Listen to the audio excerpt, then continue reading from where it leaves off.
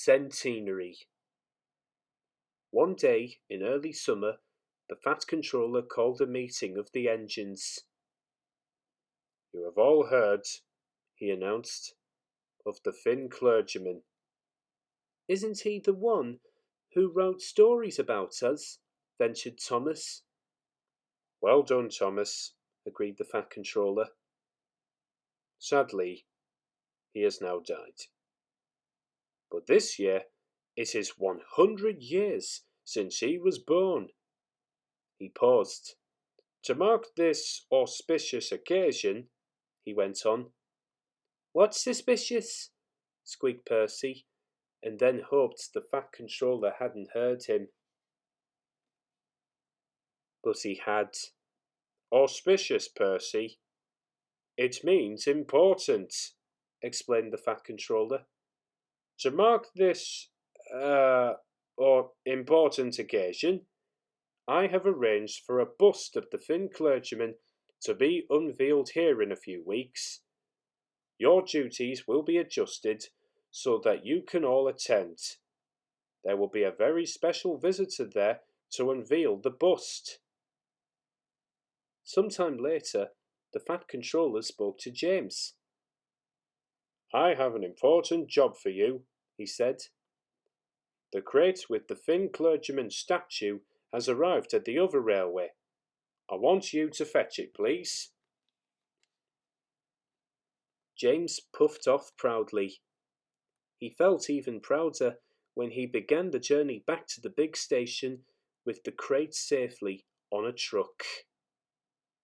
But just as James had passed through Henry's tunnel, there was a rumble and an enormous crash. James's driver looked back in alarm. Part of the tunnel had collapsed behind him. The railway to the outside world was completely cut off. James stopped at the next signal box, and his driver told the signalman what had happened. Later, the Fat Controller sent Donald, Douglas, and Henry to help repair the tunnel.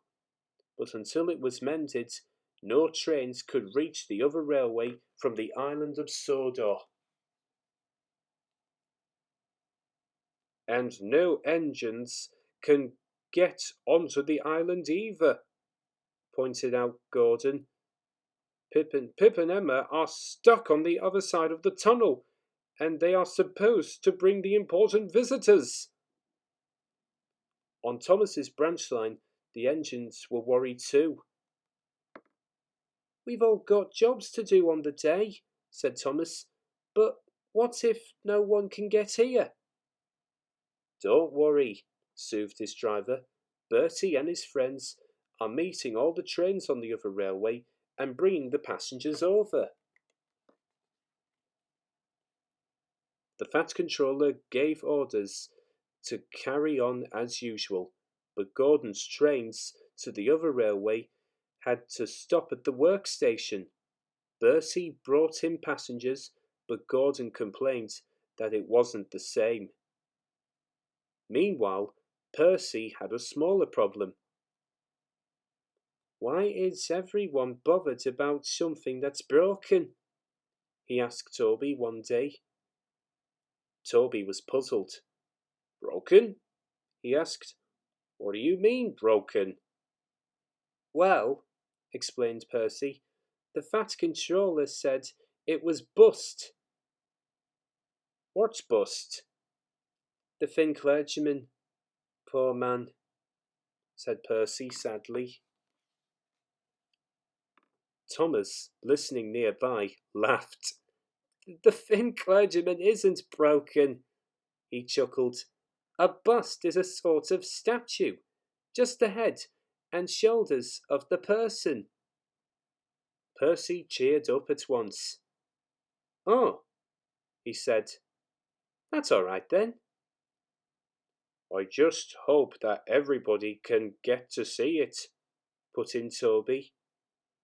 A few days later, the Fat Controller announced that the tunnel had been mended.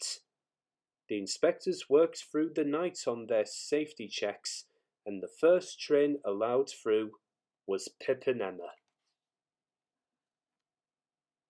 At the big station, the bus of the thin clergyman, beneath a silk cover, was ready. The engines waited anxiously.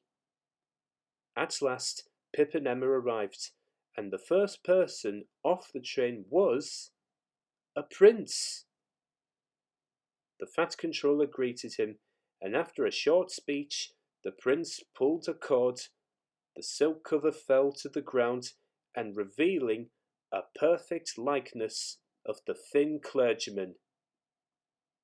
"My parents," said the prince, "read stories about your railway to me as a child. There will never be anything like it anywhere."